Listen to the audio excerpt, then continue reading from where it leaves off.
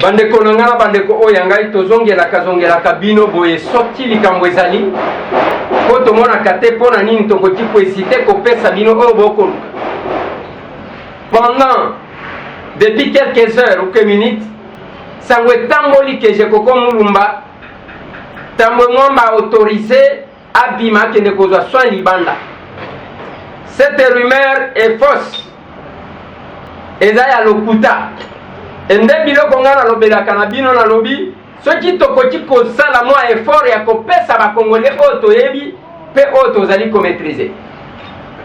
Na minute oyo nakoyebisa bino bandeko na ngai Jekoko Mulumba sanzi makila makasi na prison na buto lelo ndenge na telemi na plateau awa baza na nzela ero bakomi deja ngaliema bisika babimisaki eke bazokoka kotraite ye te parce que baza na matériel nécessaire te mpona soin na ye. Pas seulement que asandi, mais asali ba besoin na bilamba. Akobika to akobika te. Et qu'est-ce que l'État congolais koloba soki mwana mobali oyo akufi? Nous avons vu ce qui s'est passé tangu fausse rumeur et bimaki parce que bimaki pendant que biso topesaka bino à temps réel ba information sur différents dossiers, surtout en général, en particulier dossier à Jekoko. Depuis à kota tomekaka kopesa bino à temps et à contre-temps d'information. Mais tangu boko ça la diversion. Bolobi na batu ke Jekoko babimisie. Pendant que Jekoko ndenge tokolo na ebite nini koleka na ngaliem. C'est comme ça que na matimbangu mbangu kopesa bino cette information et alerter l'opinion. Jekoko Mulumba azabiente. Na buto le loi sanzi makila. Na tongo awa sali kaka na bilamba mutuka ya makala ekumbie lisusu bamemie kuna. Monsieur le ministre de la Justice, bino ba responsable,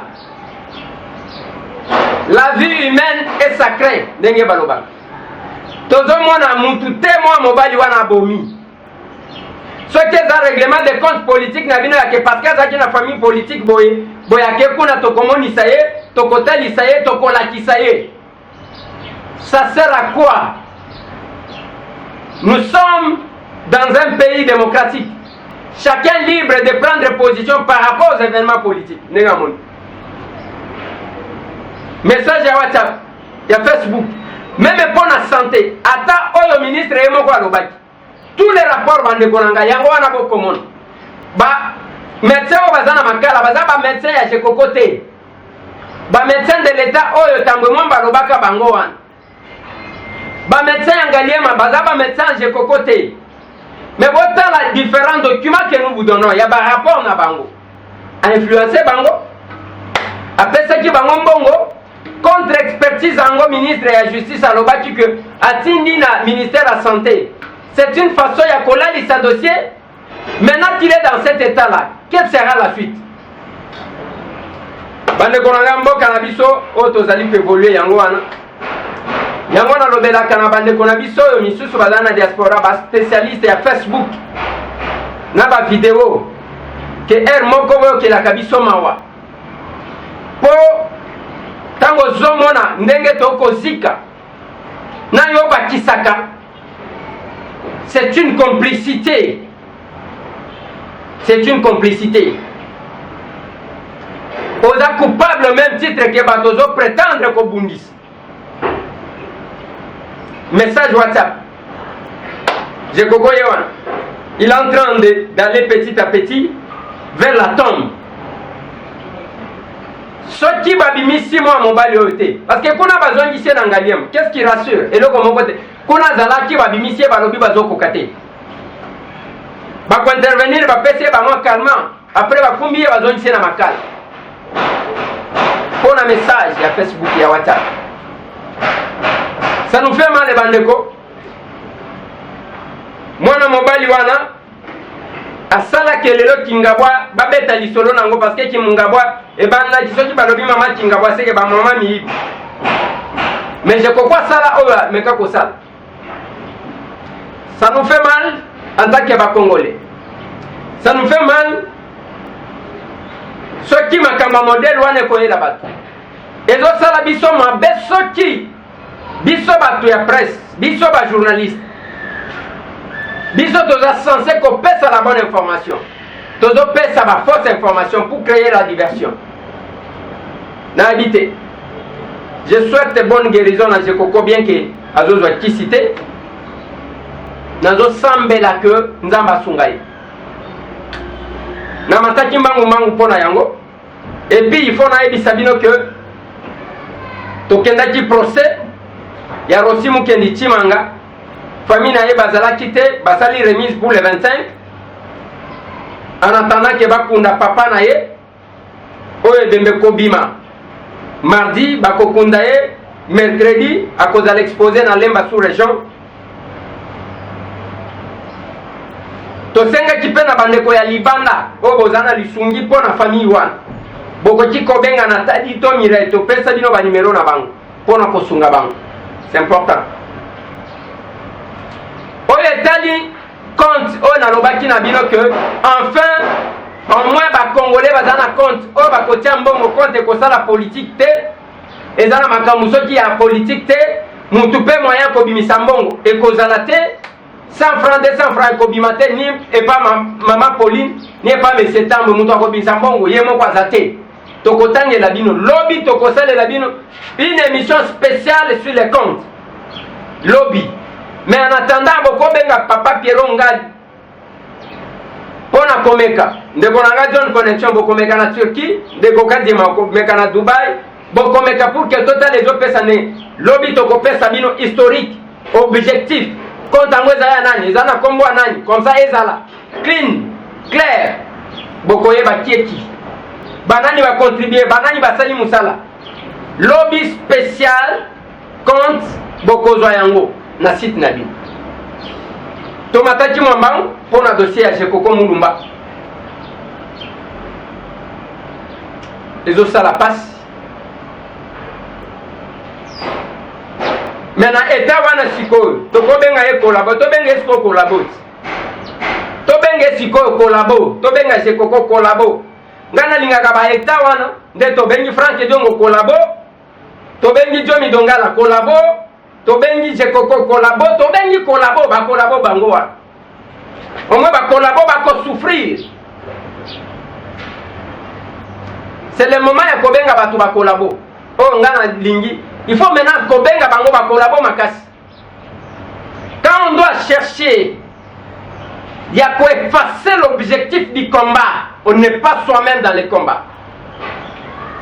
On n'est pas soi-même dans les combats. Tant qu'on doit effacer l'objectif, pour la bentele na yo problème na yo ezane na lobaki makambu epela na tel ici ba suffit seulement obengi ale ba kongoli mbongo ba tshelo mbongo to sunga mutu boy yo tango ko sunga wana otinde komi ya yo komi ko senga mwana ba tutinde langa photo na yo ya olongoli bilamba ya nengo na leli. C'est ça les combats, c'est ça. Ba benjo deux fois trois fois tinde langa photo ola linegeni tinde langa photo na yo ya betu. On va redresser tout le monde et au côté les méla. Nous avons levé l'option et à côté les méla. Et nous avons pris cette décision-là avec fermeté et nous irons jusqu'au bout. On doit revenir sur les valeurs du combat, sur l'importance et la nécessité, et non sur des diversions, la distraction. Le kuta, la diabolisation, l'intox, jusqu'à la dernière, jusqu'à la souffle à souka. Les gens, c'est Koko Yawana Zokufa. Moi, mon balouan, il est en train de mourir. C'est maintenant qu'il faut l'appeler à haute voix. Il faut qu'on s'en a beaucoup de vidéos. Collabo. Et ça va gêner à Bango. Et ça va gêner poison. Parce qu'il a obéi à quitter. C'est maintenant qu'il faut faire les vidéos. C'est maintenant qu'il faut faire des vidéos. Allez, aujourd'hui, au chef Frank Diongo. Et ça va gêner à Bango. Il y a un moment où il va faire ça là-bas. Il va faire ça qui est mission. Bon, ça là-bas, vidéo. L'objectif du combat perdu par Batumoko qui sont au service de Kinshasa mais qui prétendent être des combattants. Je me battrai bec et ongle pour stopper ça et je vais les stopper.